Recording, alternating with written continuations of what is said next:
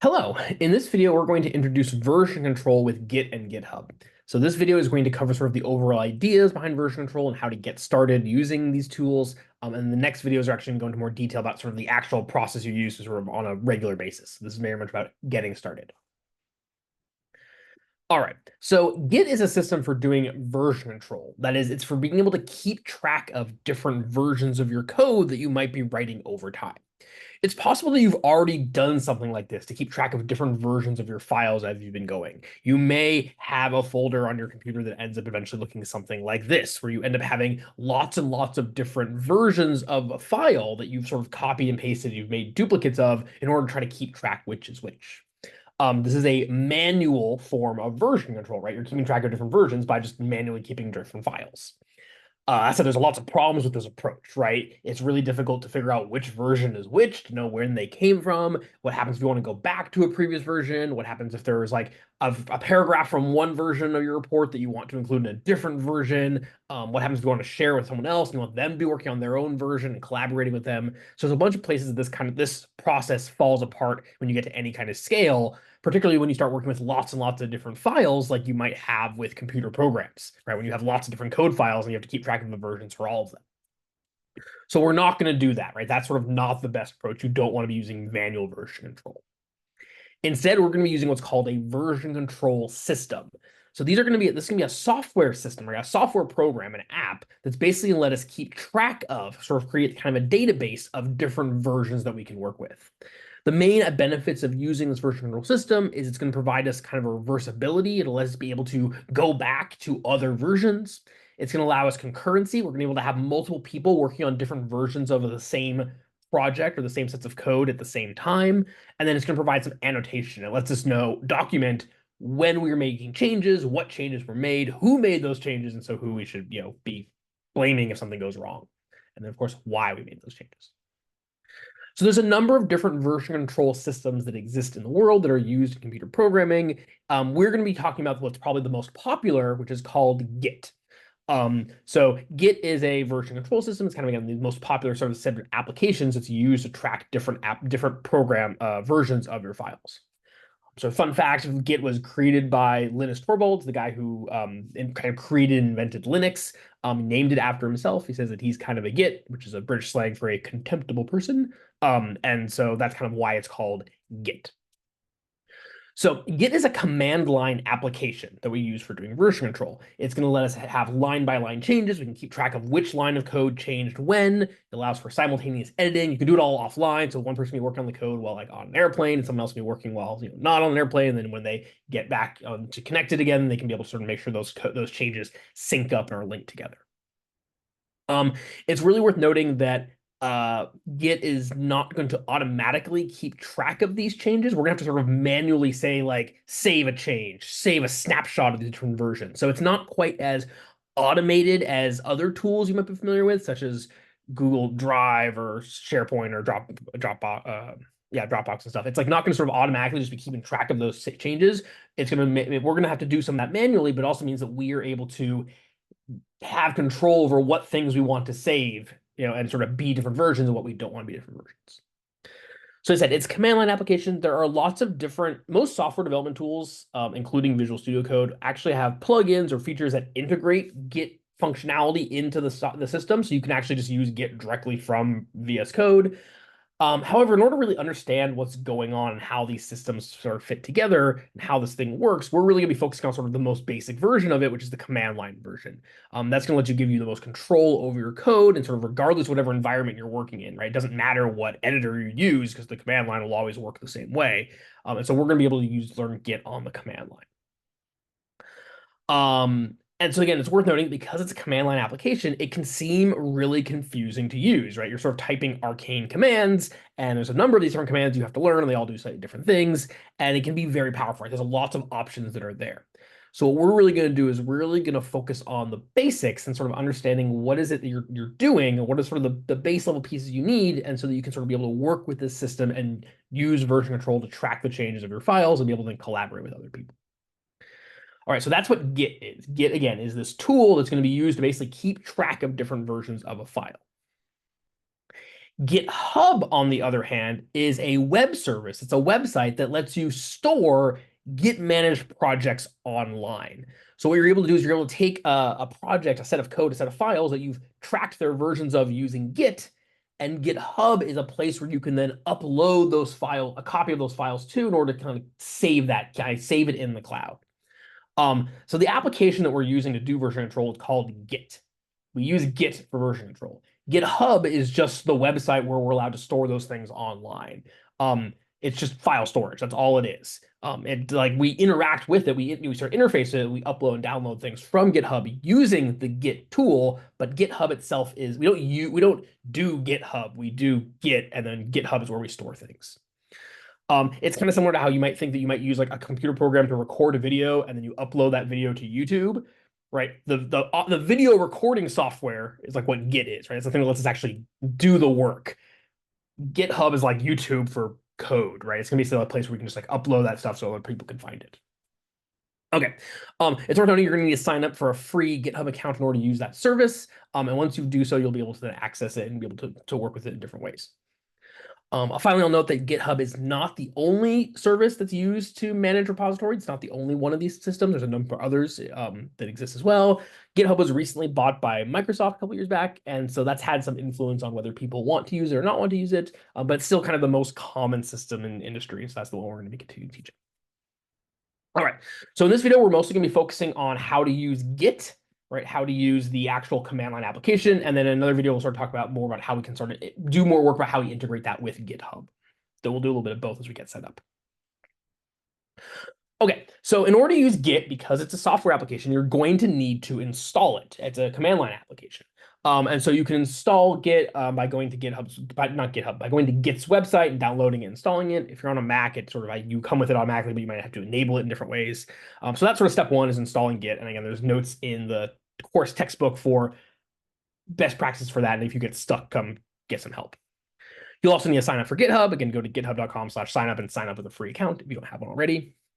The other third thing you'll need to remember to do as part of kind of installing and getting set up is you're going to need to make sure you configure Git on the command line.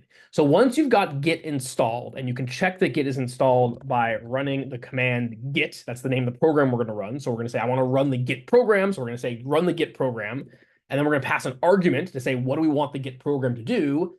And in this case, we're going to pass it a -- version argument, which says, tell me what version you are and what version's installed. And if I do that, it tells me that on my computer that I have Git version 2.3.39.3, which is sort of the Apple's version of Git, which came with the operating system. So once you're able to run that command and it gives you an answer, you know that you've got Git installed. The second thing you're going to want to then do is on the command line is configure Git. And you're going to do that by using the config command. So you're going to say, go to Git, run the Git program. And then the thing you want Git to do is to configure stuff. So you're going to use configure. You're going to globally configure using a global option. You're going to configure what the email associated with the user is, and then you're going to put in your email address inside of quotes. So you do this for your email and for your sort of a display name. And this is going to let Git on your computer know who's like saving changes, right? Who's tracking changes. When a change is made, it'll know who made that change. You're going to want to use whatever email address you sign up for GitHub with. That's the email address you want to configure your Git application to. You're going to want to, you only need to ever do this once, right? This is like almost part of installing Git, is making sure you've got those steps in place, but you'll want to make sure you do have that configured. Otherwise, Git's not going to really know who's doing what, and you're going to sort of get bad documentation. Your annotation is going to fall apart along the way. All right, cool. Once we've got Git configured, we can start actually using Git and make it do stuff. So the first main concept we have to understand in order to use Git is the concept of a repository or a repo. Everyone who's kind of, all the cool people call them repos, but it's just really short for repository. So a repository is how Git keeps track of all the files that's tracking the different versions of, right? How it keeps track of all those different pieces. You can think of a repo as a little bit like the database of changes, right? It's the folder of files and what they looked like at different times. It's called a repository because it's similar to like a book repository, right? It's like keeping track of sort of all the different, versions of books and all the different versions of stuff over time. So Git repository, something is a repo so you can have lots of different repos on your computer, right? Each one represents effectively a project, a different set of code I want to track the changes of. And you can do all these things individually, right? So my computer might have multiple different projects, each of which is their own repository, right? They're their own set of versions, set of changes within that code. And then, of course, other people on their machines might also have their own repositories as well. What makes a repository folder into a repository is the fact that it ends up having inside of it a secret hidden database folder. So inside my project repository, right, inside my project folder where I have all the code that I'm writing, there's also going to be this hidden .git folder. It's hidden. The dot in front of it means you're not going to be able to see it sort of through your normal operating system, but it will be there. And that .git folder acts as like the database. It's like the filing cabinet where we're going to like record all the different changes we've made to all the files within this project. So each project has its own repository, right? Its own list of changes. Technically, the .git folder is the repository, but that said, we tend to refer to the entire project folder itself as the repo, right? So this is the project X repo, this is the project Y repo, and all the files inside of it are inside the repo, even though there's a separate filing cabinet that's the one that's actually keeping track of all the changes. Okay, so again, each folder, we might have different folders, and each one acts as a different repo, as a different project which has its own individual sets of changes that it's tracking over time. There's lots of these different, let's see, there's worth noting that you really, do I have a slide on this? No, I don't. You want to make sure that you're not putting these repos inside of one another. Like you'll notice in my structure here, I have my project X folder and then a separate project Y folder. If you put one repo inside of another, so if we try to put the project Y folder inside of the project X folder, you're going to have challenges because then now Git isn't sure which filing cabinet to be storing the changes in, right? Is it is it staying the ones in project Y or the ones in the parent directory of the project X? So make sure you're keeping your repos separate and not putting them in next to each other. All right, so that's kind of what Git repos are going to look like on our computer, right? They're just going to be folders of files, just like we've worked with lots of different folders of files all the time. But they have this sort of secret file that's going to let us keep track of the changes along the way. Okay. GitHub also then can store copies of these repos. So what's happened is we can take the sort of this project, this folder with all of its different files, and we can also upload it to GitHub. And so as an example of what these can look like on GitHub. And so this is a GitHub repository, right? So this is a web page that's displaying what repo is the code is being stored on GitHub, right? A copy of which is stored on GitHub. This is for a particular digital humanities project around Black women's suffrage. So what GitHub will do is it'll show you on their interface like all the different files that are currently being tracked and they're under version control that are part of this repository, that are part of this folder. And that includes things like subfolders, includes other files, includes readmes and descriptions. Like there's lots of different content that can be shown and how these things all come together. There's lots of, we'll talk more about this interface and all these pieces later. There's a lot of features here. We don't need to use all of them. Things that are worth noting, if you look at the top here, there are two pieces of information that are used to identify this repository. So this DPLA is the organization or the user account that's saying who owns this repo, right? Who's it belong to? In this case, it belongs to the DPLA, which is the Digital Publishing Library Association. And then after the slash, it has the name of the repository itself, right? The name of this repo is Black Women's Suffrage. Similarly, we can go to another example, and this is just going to be sort of my demo example, where I can have a repository called Git Demo that belongs to the Joel W. Ross account, which is me. So this is how you're able to then, again, have different repositories that sort of live under different people's accounts. Now, this is publicly available. Anyone can go to this website and see it. And you'll notice the website is going to be github.com/ the user's name or the account name, Joel W. Ross, / the repo name, Git Demo. And anyone's going to be able to go see this and download this code, sort of see what's going on with the repository. GitHub does also support private repositories, in which case you are only able to see them if you have access. And if you try to go to their website without having access, then GitHub tells you it doesn't exist. And it's secret, you don't know it's there. All right, so this is our repo on GitHub. It's just showing us what files are currently kind of in the folder that's kind of currently being tracked. Again, on GitHub, it's just a copy. It's just saying there's a place I sort of uploaded it and shared it. It's like putting it on YouTube for other people to see. It's different than sort of the actual like raw video files that are on my computer. Okay, In order to get a copy from GitHub, and if I want to be able to work with and modify this code, I have to be able to take this copy that's on this code that's on GitHub, and I have to be able to download it onto my own computer because I want to be able to work with it. The way that we do that is doing what's called cloning. So we're going to use a clone command, which lets us download a repository from somewhere else, from GitHub, onto our computer, onto our local machine. This is going to create a copy of it. It's basically like saying, okay, there's that code that's up that lives on GitHub. I want to download a copy of it so that I can begin going and working with it. So again, we're taking a copy of our repo that's on GitHub, and we're going to download it onto our machine. So the command we're going to use that is called git clone, and we'll go over that in a second. So cloning is our first step that lets us download repositories. I won't demo this because I've got stuff set up, but I want to note that if you're using GitHub for the first time, in order to clone something from the computer, you're going to need to have set up your computer to be able to authenticate, to tell GitHub that, yes, I am a user and I'm allowed to have access to this repository. So you're going to do that by setting up what's called a personal access token, or a PAT. That acts a lot like a password. It's a way of saying that, yep, this is like my key that says that, yes, I am who I think I am, who I say I am. You can do this under GitHub settings. Once you've signed into an account, signed up for GitHub, you can go to sort of your user profile, your user settings. Then if you scroll down a bit, you can find the developer settings. Once you go to that, you're going to want to go create a personal access token. You want to create a classic token. Don't do the fine grained token. That's not going to work. It's not working correctly. You're going to make a classic token, which is basically going to say, make me like my own, like, pass key that's going to let me be able to get into this GitHub repo to be able to see what's going on. Give it a name. You're going to want to say that the things it's able to do, the scope of functionality it allows, is repo. You want to be able to do all the repo stuff. So you want to make sure you click that box that says, let me control repos from using this token. And then at the bottom of the screen, this is just a screenshot. At the bottom of the screen, it'll generate the token. It'll give you this this long sort of random string of letters and numbers that I think they're sort of GHP. That's basically going to act as your password. So then when you go to GitHub and you say, I want to do something, and it says, what's your password? That token, that's your password. That's what you're going to use to be able to access things.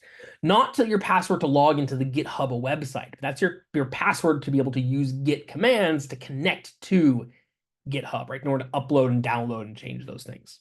So again, there's a distinction between the website GitHub, which has its own password, its own access, and then actually using Git to upload and connect and deal with those repos that are on GitHub. Okay. Once you've got that all set up, and again, if there's any questions, make sure you check in Git for help, because getting set up is one of the hardest parts of all programming, always. But once we've got everything set up and we're able to connect to and work with Git, we can then actually try cloning something. Right? We can clone in order to download a repo into our computer for us to be able to use. So this is a command line command, which means we're going to want to do this on the command line. The first thing we want to do is we want to make sure that we are in our command line. We are currently in the working directory, which is where we want to download that repo to. So in this case, I'm currently in my home directory. I don't want to do that. I'm going to go do it to my desktop for demo. So I'm going to change directory into my desktop, because that's where I want to clone. That's where I want to download my repo to. And then I can use the command. So I can use git clone. I'm going to say I'm going to use git and tell the git program it needs to clone something.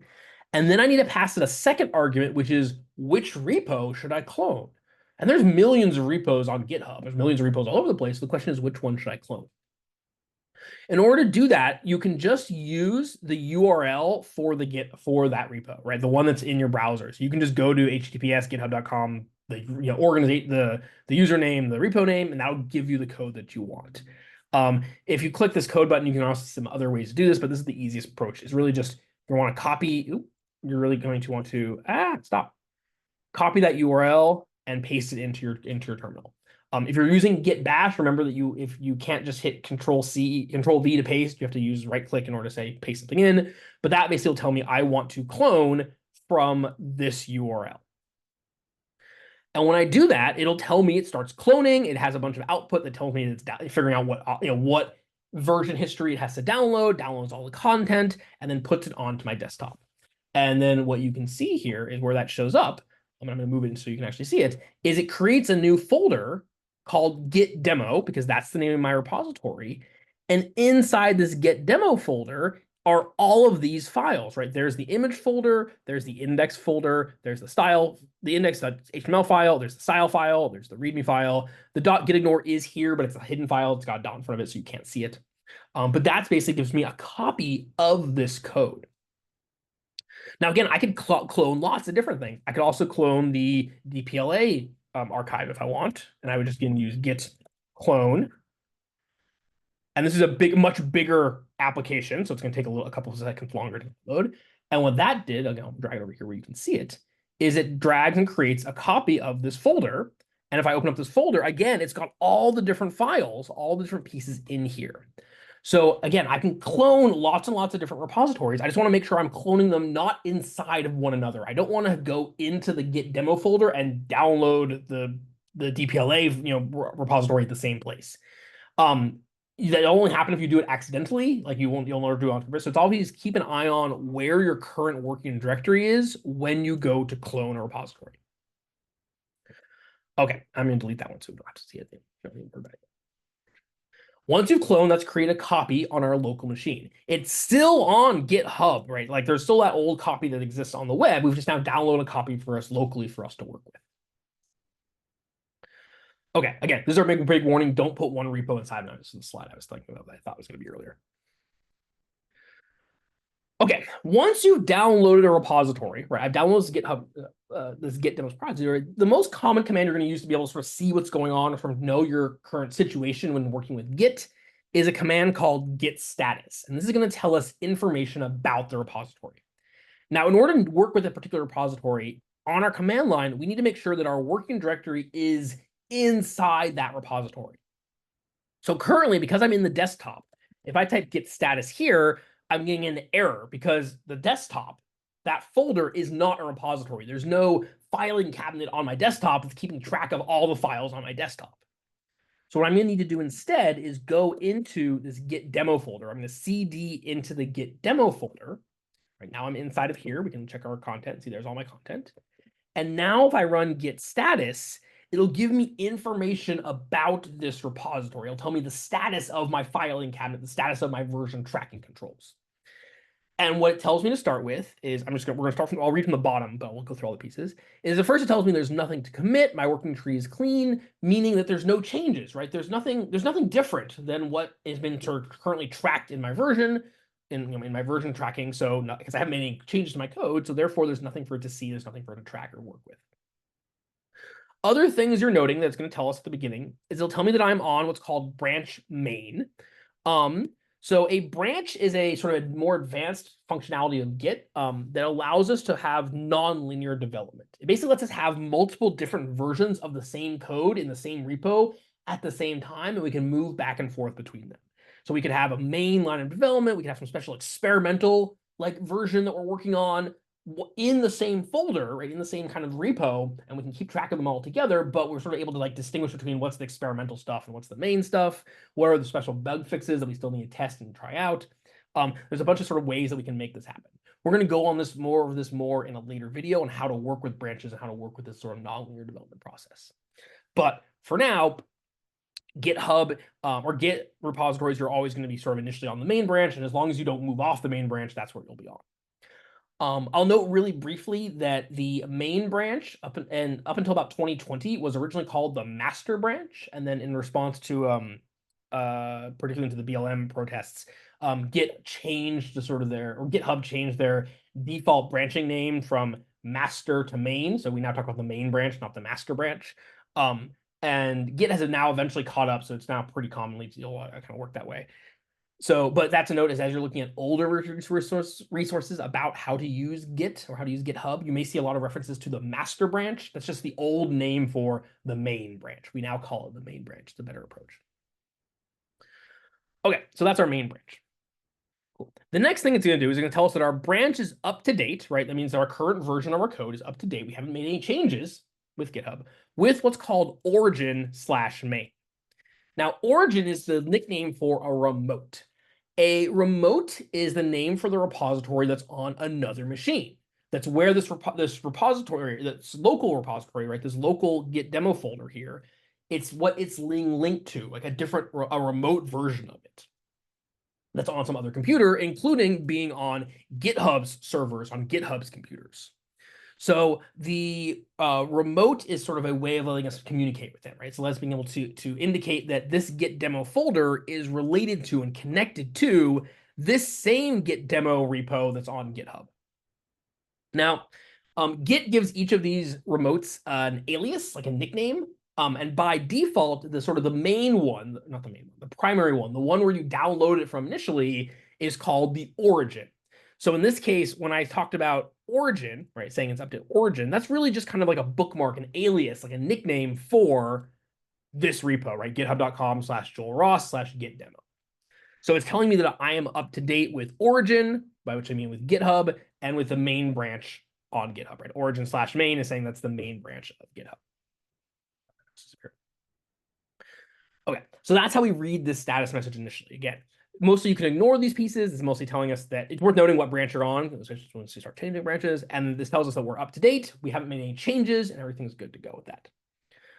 Great, cool. And that's what we've got for this video. So in the next video, we'll actually talk about how we make changes and how we start tracking the changes that we've made using Git.